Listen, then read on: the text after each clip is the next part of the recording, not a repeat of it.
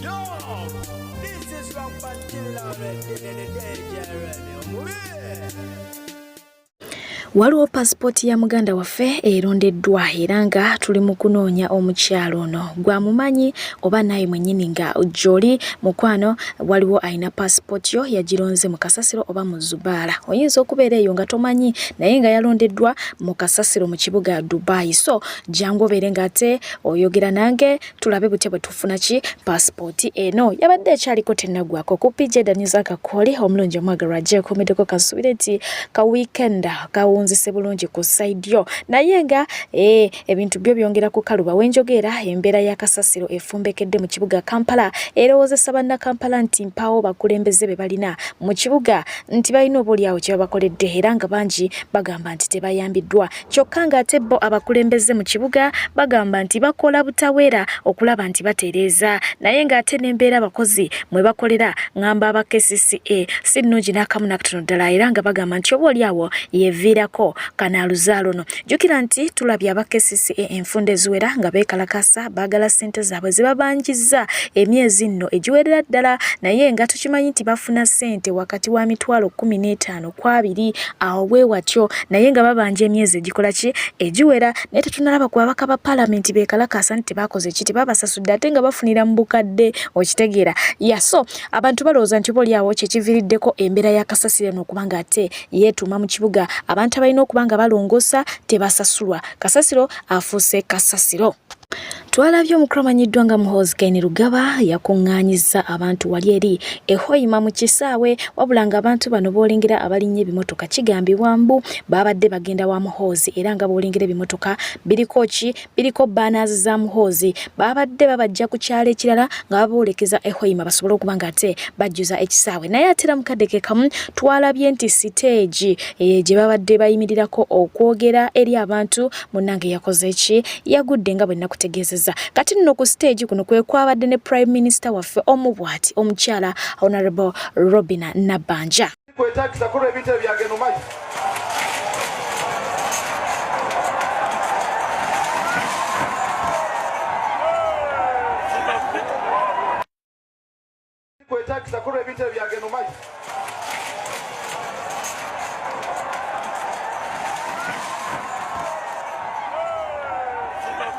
Weewaawo twalabye amawulire g'okuziika kw'omukulu amanyiddwa nga Mr. Ibu okuva mu ggwanga lya Nigeria era ng'ekyasinze okwewuunyisa abangi kyekyokuba nti omuntu eyafa mu Gwokusatu ate aziikiddwa mu Gwomukaaga nga almost kola ki guggwako ekirala ekyewuunyisa omukulu ono yaziikiddwa mu ddiiro lye okitegeera yaziikiddwa mu ddiiro lye wennyini bwe bakoze ki bwe basimye ne banga tebamuziika naye nga jjukira nti bino tubirabyeko ne wano mu ggwanga lyettu Uganda ng'omuntu aga nti nze njagala kunziika muki mu nnyumba yange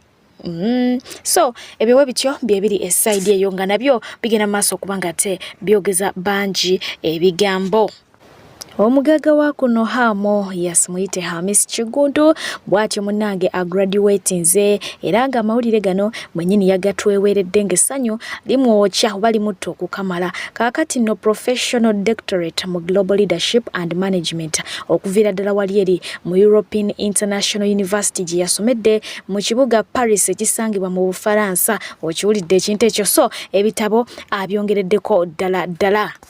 Mukatambi mukulu amanyiddwa nga Alien Skin Kimenke Kimenke yabadde atuuka wali eri e Canada era nga show yabadde ya yesterday bwe batyo bagenze maaso okuba nga te bamwaniriza naye amawulire agava e Canada galaga nti munnange things tebyatambudde bulungi mbo ekintu kya flopinze eyakitegese kyakoze ki kyamusaze abantu tebalabiseeko tebajjumbidde era nga bwolengera ekifaananyi ekyo batugamba nti kyekifo ekyabadde kitegekeddwa Alien Skin okuba nga ate akola ki asanyusizaamu abantu naye tebaabaddeyo so nga ate tukimanyi bulungi nti ne Summer Bash ebeerawo buli mwaka kakati ya 2024 yo yasaziddwamu ng'eno nno bagitegekera eyo UK eyo London gyebera munnange abatesitesi batugamba nti bali maziga kapo ya mukyala na mwami munnange bali maziga oluvannyuma mbu lw'okutegeka ekintu kyabwe ate nekikola ki nekiyiika lwa nsonga baali basasula venue akasente akawera ne basasula ezo Bulango ne basasula ku bayimbi bano bolengera ku kipapula kuno buli omu ne bamuwako ku deposit naye munange ebintu byaganiddewa abayimbi bosinga okulaba ku kipapula kuno kigambibwa nti tebaweereddwa visa babamye visa nakutuusako mwana mulenzi amanyiddwa nga Feke Gaza nga visa eganye nenkutuusako Lipazo Lunabe Kalifaganaga naye mbw ali okwo Karokasita naye yamiddwa mwana mulenzi Acidic Vocals naye okwo so abasinga obungi mbu babamye visa ensonga lwaki Samabash bakoze ki baji cancelinze kuba tewali agenda kubanga ayimbira abantu okitegeera ensonga lwaki bamiddwa visa nze naawe tukuze tuwulire ngombe gamba nti awali abagala na tosaayo kicho naye emimwa gyatusongoka abasinga obungi tetuwulira okitegeera mwana muwala Vanessa yafuna wana ebizibu bye ne Bruno K naye munange ne bimala ne bibanga ate bikola ki bigonjolwa ne baddingana amaziga amangi n'ebigambo bingi byonna ne babanga ate babizze mabbali ne baddamu ne bakwatagana era nga munange kati bagaba kuza mwana waabwe Vanessa yavuddeyo n'agamba nti kati watuuse tayina kyonna kyenna kyayagala okujjako okolagana ne taata w'omwana we Seth bakuza omwana biological mother ayagala kolagana ne biological father era yatugambye nti biological father ne bwasalawo okuleeta omukyalo omulala ng'amusabye nti Van emperekeraako ajja kumuwerekera banjulu omukyalo oyo kwegamba kakati kyaliwe nnyo n'okusinga nga liwe wali okola ki osuubira bwati bwe yagenze maaso kubanga ate ategeeza nti mwenna bamusuubira okwawukana ne Bruno ekyo kikafuuwe kubanga gaa nti Bruno ennaku zino mupyamu kosi oli omukadde nti kakati yakula mbw alina abantu abalabe yejjako abaali ababi oba baali bamusiige oba baali bamuyigiriza empisa embi kakati mbu yakyusaamuko n'ebikolwa bye bya kintu kikulu so ne ku lw'ensonga eyo naye ali more than ready okubanga akola ki abeerawo tuze tula Bruno K emirundi egy'enjawulo ng'akola ki akubira mama Seth akalango okitegeera almost buli lunaku abakoowola mugende wali ku Pioneer Mall muwagire mama Seth byonna ebimuze mukola ki muzze mbiraba so omukyalo ebwatu yagenze maaso kubanga ate ategeeza mwabangi gye mubeerereyo ne mukyawa bataata b'abaana ne mukyawa bamama b'abaana nga ne bw'owulira buulizi nti akolodde owulira ofa toyagala kumanya ono yagamba bakufa babiri kama mbaya ni mbaya si mu ngeri ya mukwano wabula mu eseyo muhabbatina nga gwe bogutegeera guno ogulimu amadwasi no agamba omukwano guno ogwa friends okitegeera so bwate Vanessa yagenze maaso kubanga ate atutegeeza meanwhile Bruno K ayogerako ye yavuddeyo n'agenda maaso kubanga ate yeekokkola abakyala abalungi agamba nti ng'oyagala olumbo lunaakutta omwami weekwata omukyalo omulungi ye abeekokkola wamma muzayi Bruno K mutabani wangu ope wamma omukazi omulungi mukazi omulungi obeera owasiza musaalaba oba n'omwagala wano e Kampala nga tolina ssente oyinza okukaaba amaziga olina okuba nga olinamu ku ssente okubeera n'omukazi omulungi nga bw'oddaawo n'omutunuulira n'omusa ebigambo bya I love you waliyo abaana abalina ssente omukazi omulungi musaalaba buli lwafulumewo omanya bamututte olina okuba nga olinga mu liigi z'abahanvu kuba n'omukazi omulungi abasaasira abasajja abeeteka ku bakazi abalungi nga tebalina ssente muli aba mu layini egyo kati ate ffe abasajja abalungi kuba kati gwe Ediboy waba boyfriend mu East Africa obulungi tebugasa nga tulina ssente tukole ssente ffenna ssente kinyuma oli mulungi olina ne ssente ng'oli musajja obulungi bw'omusajja waleti ng'emazima kati tukole ssente omuyimbi Jack Chandiru yavudde bw'atyo n'alaga obutali bumativu n'omukulu amanyiddwa nga Kasuku gwagamba nti yali amanyi Kasuku kyaliwe naye munange enviiri zaakoze ki zaamugwa ku mutwe oba zaamwedde ku mutwe olwa comment Kasuku gye yakola ku ki ku reunion yaabwe nga The Blue Threes ne concert Kasuku yavaayo n'agamba nti kati awo ku concert we bikomye temujja kuddamu kuwulira ba Blue Threes nti ate bayimuse mbw ate baddemu bavugenga bwe baavuganga edda nti tekijja kubaawo okitegeera nti kati eyo concert nga bwe bagikoze neggwa tubaziike tubeerabire agamba nti abantu nga bano abayisa mu bannaabwe amaaso ne batabawa na kitiibwa ne babanyooma be baleetedde ensi okudda emabega era agamba nti mu bantu bonna teyandibadde ani Kasuku nti however much mwogezi nnyo wa magambo olw'okuba nti ku magambo kwalira alina ebintu ebimu byalina okuba ng'akola ki yeesigaliza n'aba nga takola ki tabyogera era yagaye nti yabadde mu depression okumala ebbanga kati alina ebintu byatayagala nakola ki kuwuliza nga biyinza okumuzza mu depression kubanga alabira ddala nga kuno okumala balamu banneeki maanyi kuba nti yandibadde abeera ku mpewo n'abawa ekipawa okitegeera naye ate abamalamu bumazi ki maanyi. Olunaku lw'eggulo gabadde mazaalibwa ga mwana muwala amanyiddwa nga Nalweiso Ssemakula ng'ono nno muwala wa Mesa Kisemakula wabula nga taata okwagaliza muwala we amazaalibwa amalungi yavuddeyo n'amuwandiikira n'amugamba nti nze nnina okuba nga nfune ebirabo olunaku olwaleero kubanga ekituufu kiri nti nze nakuleeta ku nsi eno okitegeera si bakukwata mazzi gange gateeka mu maama wo sandi kuzadde bye byange naye nga bwatyo yamutegeeza nti ebirabo ye yandibifunye so si muwala we naye nga ye omukyala amanyiddwa nga Zari Hassan ku mawulire gena kutuusizaako olunaku olw'eggulo oluvannyuma lw'olugambo lwagenze maaso kubanga ate lubungesebwa nga bwe yalemereddwa okusasula ssente mbuze yanyweddemu omwenge ne bbaawe mbwera yaggwamu yayabika n'emmotoka baagiwambye omukyala ono gabumanyi ye Eva ayagala nnyo okukiryalinga air tayagala nnyo bintu byakusiiga linnya ly'ebisooto yavuddeyo n'aga nti naye bannayuganda mwe mubeereyo nga mulaba nti omuntu ali awo talinaako wadde ekibi ekimwogerwako muba muwulira bubi ne muvaayo ne mutandika okugetaageta bisitoori byammwe musobole okuba nga ate mukussa emyoyo gyammwe naye amazima gali nti emmotoka batule yayo yabadde efunye obuzibu ate we yazikiridde yabadde ezikiridde ku mulyango oba ku geeti yaki yekifo we twabadde tusanyukira kati by all means babadde balina okukola ki okugiteekako ekyuma ekyo kye mwalabye kubanga yabadde blockinga ki ekkubo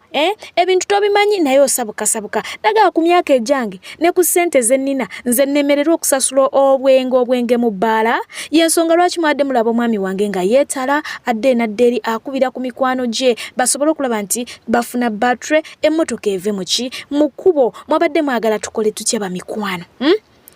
mugamba yabadde akuba amasimu mbusimanyi asaba ssente biki Zari yabagambye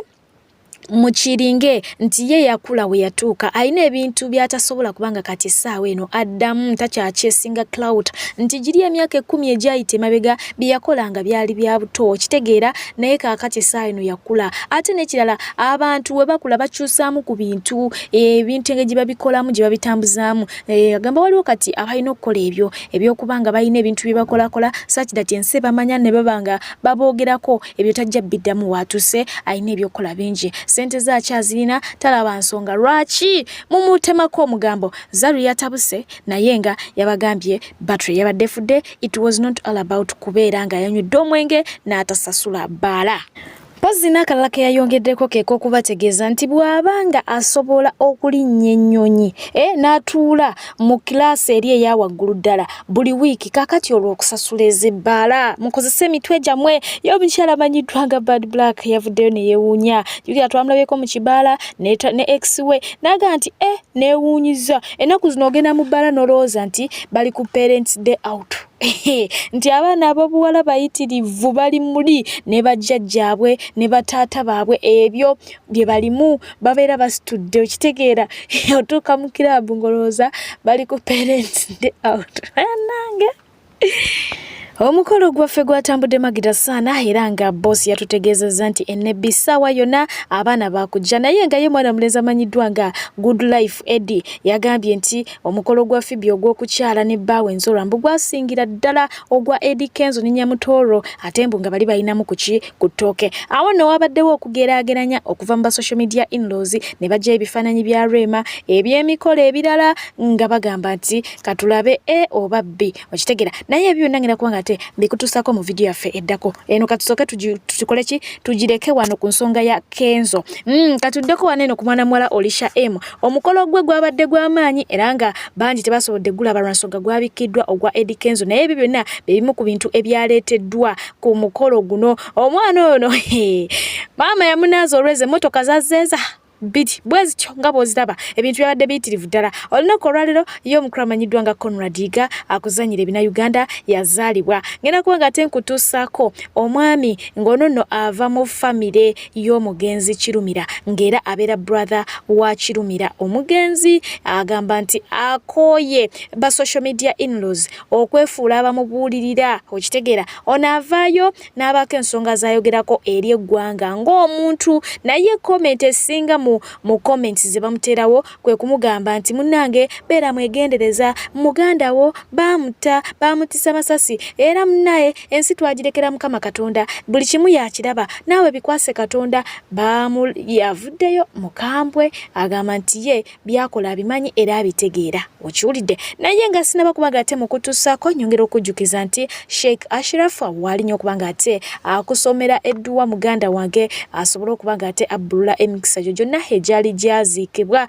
wabaawo abayali yagirinnyamu lijja kubanga ate gibbulukuka bujja mukoneko ku namba y'essimu eyo ojja kubanga ate omufuna bulambalamba mbadde pije okubanga ate nkuweereza naye nga nkyakuweereza ddala sigala nga ate weekumiddeko ngenda kuleetera comments ez'enjawulo ez'aba social media inlos bagenze maaso okubanga ate bakola ku mukolo gwa kaana kambata mubeera bulungi mweraba. Hello my lovely people, my fellow Ugandans. Mujje baleko buli omu gyatusaako engalo. Message eno mugiraba. Abantu abansindikira obubaka bwe buti. Mbebaza mwebale nnyo. Mubangi mubusindika mu inbox, ku Facebook, ku WhatsApp, ku TikTok. Mulaba mwebale nnyo kunfaako. Naye kyenjagala obagamba obubaka yemunsindikira abuyinza okuba butuufu ku side yammwe naye mubusindise leeti. Sometime back nabawako ku budde ne mbawuliriza naye nagenda okulaba ng'omuntu andimu ye taŋŋamba ekyo. Ekituufu njagala obajjukiza mwena gye muli. Teri muntu n'omu ali safe okutuusa ffenna nga tuli safe. Ngenda kuddamu mbannyonnyola. Nze okola kino kyenkola okuvaayo okubaako awareness gyenkola okuvaayo okusensitizinga bannayuganda bannange buvunaanyizibwa bwange. Ate tetulinayo muntu gwe twasaddaaka akwogerere wabula gwe atamanyi ky'oteekeddwa kukola. Bono luno lwoya lwa mu nnyindo buvunaanyizibwa bwange nga buli obuvunaanyizibwa bwo. Bannayuganda ngenda bawayo ekyokulabirako kimu. Ffe nnyini wala ffe balabe ba bulamu bwaffe. We are the real burden and the enemies of our own life. Naye bannayuganda bangi tebakimanyi. Kubanga just imagine Nyagana njagala osirika owulire bulungi. Olunaku nga lukedde ffenna nga tutwitinga something right. Nga ffenna tukondeminga bad governance ya NRM. Nga ffenna twogera ku bituluma. Ffenna nga tuyina eddoboozi limu lya kondeminga enfuga eya Nakyemalira nga yonna social media eriko message emu. Just imagine about it. Naye mmwe abalala musalawo ne musirika nga munyigirizibwa ne muleka aboolubatu be mwasaddaaka mu mitima gyammwe bo baboogerere. That's why in fact ffe tutisa n'abo abantu bemulaba bafa oba mutisa n'abantu abalala bemufa kubanga just imagine nga ffenna social media tutwitinga ekintu kimu twogera ku bitunyigiriza, twogera ku nguudo embi, twogera ku masomero amabi, twogera ku bubbi mu ggwanga, twogera ku misolo, twogera ku sente ziwedde mu value nga ffenna twogera ku bubbi. We tumentioninga ba MPs abayaaye, we tumentioninga ba councillors abayaaye, we tumentioninga everything, every kind of indicator of a bad government nga tujoogerako wano. Senga mulowooza tuliko ki? Olowooza eddoboozi bwe tuligatta wamu kiki ekisobola okuvaamu? Naye bannayuganda mwe bintu mwabikwata kifuula nnenge mwe mulowooza waliwo saddaaka ezo ezaakolebwa nga ze zirina obbafiiririra. Nkuddiramu kugamba kyo tekiriko kuba nti nafiirwa muganda wange. No, koze era nange yasigalawo I'm not safe. In fact nze nyina n'okulwana ennyo okusinga gwe kyolowooza. Bwe osuubira otya nti nnyinza musasula mu ngeri bwentyo. Kwegamba nze nsirike kuba nti okufa then oluvannyuma ndagewa. Oluvannyuma ndagewa. Kwegamba ye yali Yesu yatufiya tetugenda kuddamu kufa ewaffe. That's what you try to mean brother. Okufa kufa. Naye okufa nga tolina value afudde n'omugasa akusinga. Bannange no one is safe. Gojja kubeera eyo nabakolera David ne bagamba gwe atudde wootudde nga weematiza mu ka business ko. Tekinna kutuukako butuusi kigenda kujja. Beera ng'okulaba. Abamu muli eyo osobola okuweerera omwana butagenda kufuna mulimu. Ojjukire ebiseera bye wamala ng'otawakana ofuna obusente obuweerera omwana amasomero ag'ebbeeyi. Wano ne ndyoka nkulaga lisiti olwaleereza abaana basomera masomero amalungi nga bakuba ebyeyo nga bakadaama. abamu obeera wano otunuulira abantu gakale yamenyekera ki kati ate owo okakasa otya kweno empire abasajja gye bazimba dynasty gye bagezaako okuzimba senga tetugimenya kati osubira omwana bagenda kubeerawa bannayuganda mulabire ku kyabadde Kenya mumanye nti ebizibu ebibuna obuzibu bwe tuyina obwa Uganda okugikyusa mulimo gwange naawe mbadiramu bagamba buno si buvunaanyizibwa bwa Bobi Wine ngera wawulira ababuyabuya ababeeyo ne bagamba nti Bobi Wine mu bino ebyobufuzi akulembeze famire ye ekitegera muleme kufiira bwereere mugenda kufa tugenda kufa okutuusa olunaku abantu ebalisalawo ne bagamba no tetukyagulwa sente no buno buvunaanyizibwa bwange teri muntu akkirizibwa kusirika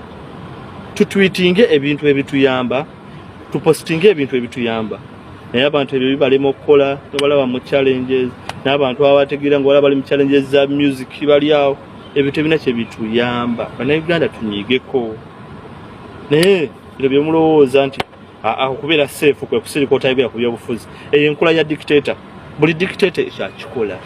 ayagala nnyo okuinstolinga fear mu bantu instills fear in you such that obeerawo ng'oti anytime bagenda kunzita ekyo kyekimukolera era buli akikola oba ku side Museveni gyagamba wow gwenkwina so olina okuvaayo n'olaga nti no this is my right you have to exercise your right ekyokufa kubaawo bw'oba ofudde it's okay but oba ofudde with a good cause okitegeera dani okusirika n'okufa nekukusinkana businkanye kyabadde alagawa kapiki kabakubye system nfweza oluguudo mulimu ebinnya mu luguudo n'ofiiraawo golooza oba tofudde baba tebakusse Uganda zokuka tukyuse ensi yaffe teri ali safe oba oli ku kyeyo oba oli Bulaaya oba oli Uganda teri ali safe okutuusa ffenna nga tuli safe twegatte wamu twenunule mu buddu twenunule mu nfuga embi twejjeko nakyemalira naye we munaagaana n'owooza nti bajja kunkwata bankube onamanya kyoyagala. That's my message to you. I love you all for God and my family.